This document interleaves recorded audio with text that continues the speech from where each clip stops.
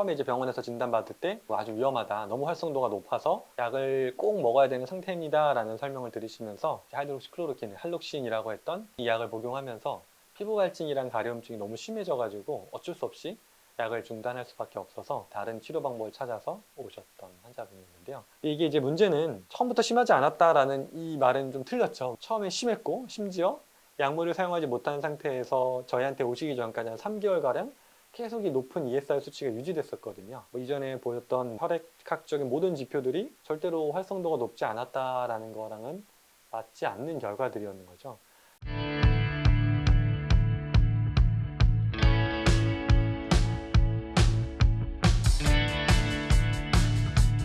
이번 환자분은 이제 40대 여성 M타입 환자분이셨고요. 이제 처음 오셨을 때 이제 가져오신 결과지에 아주 높은 염증 수치 결과가 나와 있었는데 ESR이라고 하는 만성 염증 정도를 보여주는 지표가 101 정도로 매우 높은 수치를 보여주셨던 분인데 그 결과지를 보면 ESR 수치도 높고 요 C3라고 하는 보체 농도가 살짝 떨어져 있어서 전형적인 쇼그렌 증후군에서 나타나는 상태라고 볼 수 있는 패턴인데 사실 쇼그렌 증후군과 약간의 루푸스의 좀 경계 반응이었던 걸로 보여져요. 이 환자분 같은 경우 이제 대학병원에서 진단을 받으셨고 처음에 이제 병원에서 진단받을 때 아주 위험하다, 너무 활성도가 높아서 약을 꼭 먹어야 되는 상태입니다 라는 설명을 들으시면서 하이드록시클로로킨, 할록신이라고 했던 약물을 처방을 받았던 상태였는데요. 이 약을 복용하면서 피부 발진이랑 가려움증이 너무 심해져 가지고 어쩔 수 없이 약을 중단할 수밖에 없어서 다른 치료 방법을 찾아서 오셨던 환자분이었는데요. 하이드록시클로로킨이라는 약의 대표적인 부작용이 피부 발진이랑 가려움증이다 보니까 전형적인 부작용이 드러나니 복용하기가 좀 어려웠던 케이스였던 거죠. 그리고 이제 약을 끊다 보니까 질병 활성도가 높은 상태로 유지가 되면서 ESR 수치가 98, 101 왔다 갔다 하면서 100을 전후로 높은 상태가 유지되는 상태였는데 결과적으로는 6개월 정도 치료 후에 염증 수치 ESR이 한 21.7이 최근에 17.5까지 떨어졌네요. 17.05로 최종적으로 완전히 정상 범위 염증 수치로 돌아왔던 환자분이었는데 똑같이 염증 수치가 정상화된 상태로 이제 병원에 방문을 했더니 같은 병원에 6개월 뒤에 검사를 하러 갔는데 이제 들었던 이야기가 좀 달라진 거죠. 병원에서 수치가 좋아지니까 처음부터 그렇게 심한 편은 아니었다. 이 정도면 괜찮다.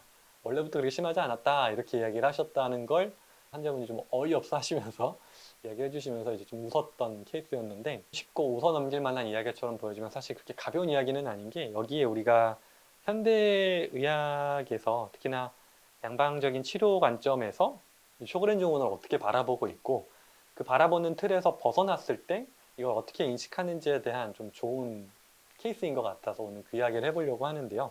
쇼그렌 증후군의 활성도가 높다는 게 뭘까에 대한 걸 한번 좀 생각을 해봐야 되는데 대학병원에서 이 환자분의 초기 상태를 심각하게 봤던 건 당연해요. 왜냐하면 의학적으로 볼 때 명확한 근거들이 있으니까 그런데요. 쇼그렌 증후군 환자분들을 이제 종합적으로 분석을 해봤을 때 일단 ESR이 100일이라는 건 상당히 높은 수치거든요. 위 연구를 보면 ESR이 한 50을 넘는 정도 환자가 전체 한 22% 정도, 전체 비중에서 낮은 편이죠. 그 중에서도 100 이상까지 넘어가는 경우 이 연구 기준으로는 4% 정도에 불과하는 아주 높은 고위험군에 속하는 게 실제로 맞아요. 수치로만 두고 본다면 전체 쇼그렌 환자분들 중에서도 상위 4% 정도라고 볼 수 있겠죠. 특히나 이제 이 연구를 보면 ESR을 50을 기준으로 50을 넘는 환자분들과 아닌 환자분들을 비교해 봤을 때 ESR 수치가 50이 넘는 경우에 피부혈관염이 21%대 10%로 2배 이상 높은 비율을 보여주고 또 가장 위험한 신장 침범 확률도 12%, 5%로 거의 2배 이상 차이가 나타나고 또 말초신경병증 우리가 손끝이 찌릿하다거나 통증이 느껴지는 이런 증상들도 13%대 6%로 거의 유의미하게 그거에 더해 이 환자분 같은 경우는 ESR 수치만 높았던 게 아니라 다른 혈액검사상에서도 혈색소 수치가 9.5로 전형적인 빈혈 그리고 헤마토크리도 29.6으로 많이 떨어져 있는 걸 보면 그러니까 전형적인 만성 염증에 의한 빈혈을 앓고 있었기 때문에 실제로 쇼그렌 증후군 환자분들이 한 34% 정도에서 빈혈이 많이 나타난다고 알려져 있는데 거기에도 이제 속했던 거죠. 이제 빈혈이 있는 환자분들을 보면 쇼그렌 증후군 환자분들 중에 빈혈이 동반된 경우에 림프종을 포함한 좀 불량한 예후를 보일 가능성이 더 높다는 연구 결과들도 있어서 이 환자분 같은 경우에는 여러 면에서 이 위험 케이스였던 거죠. 그리고 또 이제 아밀라제 수치라고 해서 침샘에서 분비되는 아밀라제 효소 이게 침에서만 나오는 게 아니라 췌장에서도 나오고 여러 이제 분비샘에서 나오는데 침샘에 염증이 있다라는 걸 아밀라제 수치가 올라간 걸로 통해서 어느 정도 추정할 수가 있는데 이 환자분 같은 경우에도 이 수치가 상승이 있었고 여러 연구에 따르면 이제 1차성 쇼그렌 증후군 환자분들 중 22명 중에서 19명 정도에서 이 췌장 효소 그러니까 아밀라제 수치가 비정상적으로 높은 걸로 알려져 있고요. 특히 이제 질병 기간이 거의 10년 이상 오래된 환자분들 중에서 더 많이 나타나다 보니까 이런 결과들을 가지고 봤을 때 이 환자분은 췌장의 이상은 있었을 것 같지는 않고 침샘의 이상이었을 걸로 보이는데 외분비선의 침범이 명확히 효소 수치 상승까지 보여지면서 나타나고 있었기 때문에 위험하다고 판단하는 게 너무 합리적이었던 거죠. 그거에 대해 이제 저희가 했던 검사상에서도 말초혈액 순환을 분석해 본 결과 혈관 탄성도가 많이 떨어져 있고 피의 혈액 순환 정도가 떨어진, 그러니까 실제 나이보다 한 5살 정도 많은 혈관 상태라고 분석이 됐던 경우랑 혈관이 많이 공격을 이미 좀 받고 있었다라고 추정할 수 있는 거죠. 이제 거기에 더해서 이 환자분 같은 경우에는 하이드록시클로로킨이라는 표준 치료약에 대한 부작용을 겪었기 때문에 어쩔 수 없이 약을 끊었는데 활성도는 높고 약물을 쓸 수 없는 상황이라면 담당 의사 입장에서는 당연히 위험한 상태라고 말하는 게 뭐 의학적으로는 상당히 타당했다고 볼 수 있겠죠. 이제 이 환자분을 치료하면서 이제 나타난 변화를 좀 살펴보면 IBM 치료를 통해서 유전체 타입 맞춤, 식품과 생약 처방을 통해서 면역계의 교란을 해소하고 면역 반응을 회복하는 호르몬 안정화를 동시에 이제 목표로 했던 치료를 진행을 했는데요. 최종적으로 결과로 보면 초기 3개월은 염증 반응이 여전히 높다 보니까 한 98 정도로 치료 진행 과정에서도 계속 높은 수치가 유지됐어요. 겉으로 보이는 변화는 거의 없었지만 혈관에서 이제 조금씩 변화가 초기에 좀 보이기 시작했는데요. 먼저 혈관 탄성도가 조금씩 열리는 현상들이 보였고 그게 한 6개월 정도 치료를 하면서 한 5개월 정도 차 되던 시점에 처음 이제 전환이 됐던 게 이제 염증 수치인 ESR이 좀 떨어지기 시작했고 이제 ESR 수치가 98에서 31 정도로 한 3분의 1 정도 감소를 했고 뭐 퍼센트로만 68% 정도 크게 감소했네요. 그리고 이제 심했던 빈혈이 어느 정도 회복이 되면서 혈색소가 9.5에서 12점까지 올라왔다는 건 빈혈이 많이 회복이 되고 또 적혈구 용적률도 많이 떨어졌던 29.6%에서 35.3%까지 정상 범위로 돌아왔고 혈관 탄성도도 아주 떨어졌던 게 이제 정상 범위로 돌아오면서 혈관 점수 75점까지 정상 범위로 된 아이로 완전히 회복하는 걸 볼 수 있었던. 최종적으로 6개월이 마무리된 시점에서는 ESR 수치가 21, 그리고 최근 검사에서 17점까지 떨어지면서 염증 수치도 완전히 정상화되고 이상이 있었던 아밀레이지 수치도 정상 범위로 돌아오는 걸 확인할 수 있었죠. 이렇게 수치가 다 좋아진 상태에서 다시 대학병원을 갔더니 처음부터 심하지 않았다라는 말을 들었는데 이제 이 말을 이해하려면 우리가 한대학에서 쇼그렌 증후군을 어떻게 바라보는지를 한번 생각을 해봐야 되는데요. 쇼그렌 증후군의 진단 치료 프로토콜은 꽤 명확해요. 일단 진단이 쇼그렌 증후군 관련된 항체가 보여지고 ESR이나 CRP 같은 염증 수치가 높고 건조감을 동반했을 때 이걸 쇼그렌 증후군이라고 진단을 하고 활성도를 평가하는 점수를 매겼을 때 활성도가 높을 때는 면역 억제제를 투여한다. 이제 면역 억제 치료가 이런 메커니즘으로 진행이 되는데 이 체계 안에서는 기본적으로 면역 억제제가 일단 치료의 중심이거든요. 증상이 활성도가 높다. 그럼 면역 억제제를 써서 활성도를 낮추고 활성도가 어느 정도 떨어지면 약물 용량을 조절하면서 질병의 경과를 관찰한다. 이런 메커니즘인 건데 그런 과정에서 우리가 활성도를 측정하는 중요 지표 중에 에스다이라고 해서 이제 유럽에서 나온 유럽 쇼그렌 증후군 질병 활성도 측정 지수가 있는데요. 이걸 가지고 뭐 5점 미만이면 낮고 활성도가 5점에서 13점이면 중등도, 14점 이상은 높은 활성도로 분류해서 그거에 맞는 약물 용량들과 추가 약물들을 이렇게 써야 된다라는 매뉴얼들이 다 정해져 있어요. 어찌됐든 이런 지표를 가지고 면역억제제 치료를 고려하고 치료 반응을 SI라는 검사 지표를 가지고 최소 3점 정도는 개선이 돼야 유의미하게 반응이 있다라고 평가를 하면서 약물 용량들을 조절하는 건데요. 이 체계가 물론 의미가 있죠. 이게 어떤 많은 연구들을 기반으로 만들어졌기 때문에 이 SI라는 활성도의 변화가 질병의 활성도를 많이 추정해주는 방식인 것은 맞고요. 실제 많은 환자분들에게 도움이 됐겠죠. 근데 문제는 이 체계 안에서 면역 억제제가 없이 질병 활성도가 조절된다는 개념 자체가 없다는 거거든요. 활성도가 높으면 면역 억제제를 쓰고 그거에 따른 면역 억제제 용량을 조절한다이지 면역 억제제 없이 활성도가 떨어진다는 개념 자체가 없다 보니까 이제 문제가 생기는 건데 담당 의사 선생님의 생각을 한번 이제 따라가 보면 이럴 것 같아요. 처음에 ESR 수치가 100일 매우 높고 빈혈도 있고 아밀라제 수치도 올라가 있고 혈관도 굳어 있고 뭐 이런 활성도가 높다고 판단했으니 의학적으로 매우 정확하죠. 그러니까 면역 억제제를 써야 되는데 이 환자분 같은 경우는 부작용 때문에 못 써.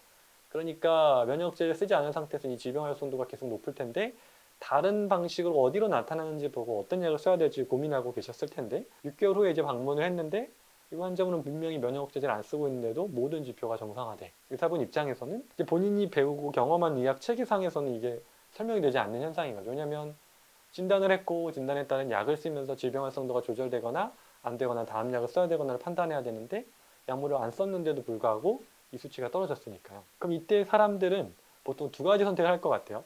아, 내가 기존에 이 병을 바라봤던 기준 자체가 조금 문제가 있을 수 있겠다. 한번 재검토해야겠다라는 생각을 하거나 아예 하나는 이 새로운 정보를 아예 기존의 틀 안에 어떻게든 끼워 넣어서 해석을 하는 방법인데, 처음부터 심하지 않았다라는 말은 이 중에서 조금 더 후자에 가깝지 않을까 싶어요. 면역 억제제를 사용해야지만 조절이 되는 게 일반적인 메커니즘인데, 면역 억제제가 없이도 정상화되었다? 아, 그러면 이건 처음부터 그렇게 심각하지 않았겠구나. 이렇게 생각하면 모든 게 심플해지죠. 약을 안 써도 되는 상태였고 애초에, 그러니까 좋아진 거다. 기존 내가 공부한 체계를 바꿀 필요도 없고, 내 생각이 틀렸다고 생각할 필요도 없고, 기존 의학의 체계 안에서 해석이 되는 것처럼 보여지는 생각의 흐름이었던 것 같아요. 이게 이제 문제는 처음부터 심하지 않았다라는 이 말은 좀 틀렸죠. 처음에 심했고, 심지어 약물을 사용하지 못한 상태에서 저희한테 오시기 전까지 한 3개월가량 계속 이 높은 ESR 수치가 유지됐었거든요. 이전에 보였던 혈액학적인 모든 지표들이 절대로 활성도가 높지 않았다라는 거랑은 맞지 않는 결과들이었는 거죠. 7월부터 저희가 치료를 시작했는데 3개월 초기까지는 ESR 수치가 여전히 변화 없이 유지됐던 게, 최근 한 5개월 정도부터 본격적인 변화가 나타나면서 최종 6개월상 지표가 정상됐다는 건 인과관계가 꽤 명확한 거죠. 면역 억제제를 쓰지 않았을 뿐, 면역 억제제가 없는 상태에서는 분명히 높은 상태로 수개월간 유지되었던 활성도 지표들이 체계적으로 면역 관용이 회복되는 치료를 통해서 정상화되었다는 건 이 치료가 의미가 있었다는 걸로 해석을 하는 게 맞겠죠. 치료 상태가 만약 원래 심하지 않았다면 초기에 그렇게 오랜 기간 ESR 수치가 높은 게 말이 안 되는 거죠. 그렇다면 또 왜 정상적이지 않게 높게 유지되던 ESR 수치가 5, 6개월 후에는 갑자기 떨어졌을지. 이 사례를 통해서 이야기하고 싶은 건, 우리가 쇼그렌 증후군을 바라보는 패러다임을 두 가지 패러다임인데, 하나는 얘는 분명한 면역 교란 질환이기 때문에 어떻게든 면역 억제를 중심으로 면역 억제제를 효율적으로 안전하게 최대한의 효율적인 용량으로 활용해서 조절해야 된다는 관점과, 이거는 면역기 교란을 근본적으로 회복할 수 있다, 그러니까 면역 관용을 회복할 수 있다는 관점으로 바라볼 때, 어떤 관점으로 바라보느냐에 따라서 치료 결과를 해석하는 방식도 분명히 달라진다. 그래서 결론적으로는 이 환자분은 6개월 정도의 치료 과정을 통해서 질병 활성도를 보는 지표들이 다 정상화되었고 수치가 여전히 안정적으로 유지되고 있는데요. 이 환자분 같은 사례들이 사실 많아요. 병원에서는 어쩔 수 없이 질병 활성도를, 특히나 ESR, CRP 같은 염증 수치를 지표를 중요하게 보면서 이걸 가지고 좋아졌다 나빠졌다 판단하다 보니까, 이 수치가 떨어지면 좋아진 것, 이 수치가 높으면 나빠진 것이라는 이야기를 너무 많이 듣다 보니까, 특히 치료 초기에 극도로 활성도가 높았던 환자분들이 초기에 극도로 한번 떨어지는 시점에 이런 이야기를 상당히 많이 들으시는 것 같아요. 그래서 그런 어떤 수치 하나하나에 너무 일일비하면서 치료를 흔들리면서 따라오지 마시고, 이거는 그냥 하나의 사례로 이해하시면서, 이 수치는 중요한 의미가 있는 건 맞지만 절대적인 지표도 아니고요. 오늘 이 사례를 통해서 우리가 현대의학 체계를 막 부정하려는 건 절대 아니에요. 왜냐하면 임상적으로 중요한 경험들을 쌓아서 표준화를 해냈고, 임상적으로 쇼그렌 증후군이라는 거, 이런 지표를 가지고 봐야 된다는 건 분명히 의미가 있으나, 그게 절대적이지 않고 또 기존 체계에서 벗어난 사례들이 나타났을 때 그거를 올바른 관점으로 해석하는 게 상당히 중요하다.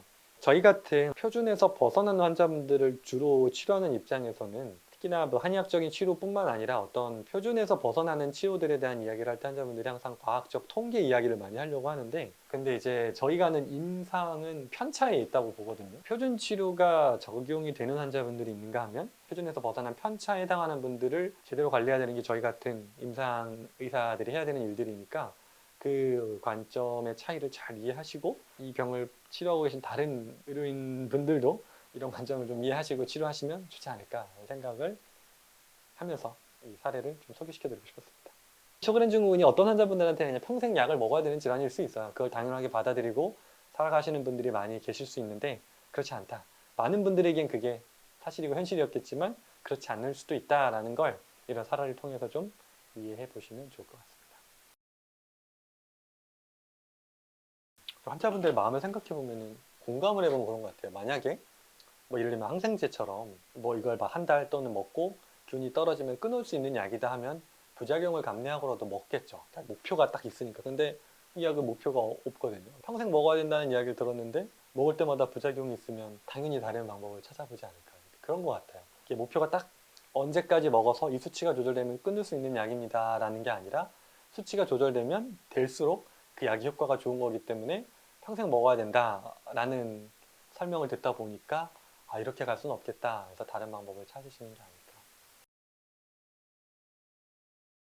그렇죠. 그러니까 이 병의 근본 자체가 면역계의 교란이 병의 원인인데, 이 약은 교란을 정상화시키는 게 아니라 교란을 최대한 눌러서 아군을 공격하지 못하게 만들어내니까, 약을 먹는 동안은 효과가 있지만 끊으면 재발한다라는 인식도 거기서 나오는 거죠. 그러니까 평생 먹어야 되는 거고, 평생 먹어야 되는 약이 부작용이 작더라도 계속 반복된다면 환자분들 입장에서는 다른 방법을 찾을 수밖에 없는 것 같아요. 그걸 너무 환자분들의 마음을 병원에서는 이해를 못 하시는 것 같아요. 저희한테 찾아오시는 분들이 물론 뭐 이 환자분처럼 또는 초기에 진단을 받자마자 나는 약을 싫어해서 오시는 분들도 물론 계시는데 90% 이상은 하라는 대로 해봤는데 안 되니까, 그러니까 약을 먹어도 조절이 안 되니까, 또는 먹고 나서 부작용이 너무 크니까 오시는 분들이 대부분이거든요. 그래서 저희가 다른 방법을 찾고 약물을 조절하고 하는데 병원에서는 항상 약을 줄였다는 얘기를 들으면 혼나기만 하시니까 환자분들 입장도 참 힘드실 것 같아요. 이거는 보통은 늘어나는 편이 흔하죠. 근데 이제 쇼그렌 증후군 같은 경우에는 하이드록시클로로퀴인이라고 하는 약이 기본적으로 유지가 되면서 다른 면역 억제제들이 추가되는 편이고요. 용량이 막 엄청나게 늘어난다기보단 일정 용량까지 썼는데도 반응이 조절이 안 되면 이제 거기에 또 다른 면역 억제제를 더하는 편이죠. 건조감이나 통증 정도에만 머물러 있으면 늘리지 않는 편인데 장기 침범이나 조금 다른 임상 증상들이 별개의 장기로 나타날 때 추가적인 면역 억제제를 늘리는 편이고요. 이제 평생 먹는다는 게 참 쉬운 일이 아니죠. 부작용이라는 용어가 좀 애매한데 이 생약제들을 쓸 때 시기마다 예상하는 반응들이 있는데 이 환자분 같은 경우에 오히려 두드러기가 더 터져 나와야 되는 시기가 있고요. 혈관이 열릴 때 반응이 더 나와야 되는 걸 목표로 그거에 맞는 약을 쓰기 때문에 부작용이 아니라 오히려 목표했던 작용이라서 부작용은 아닌데 환자분들 입장에선 부작용이라고 느낄 만한 증상들이 있을 수는 있죠.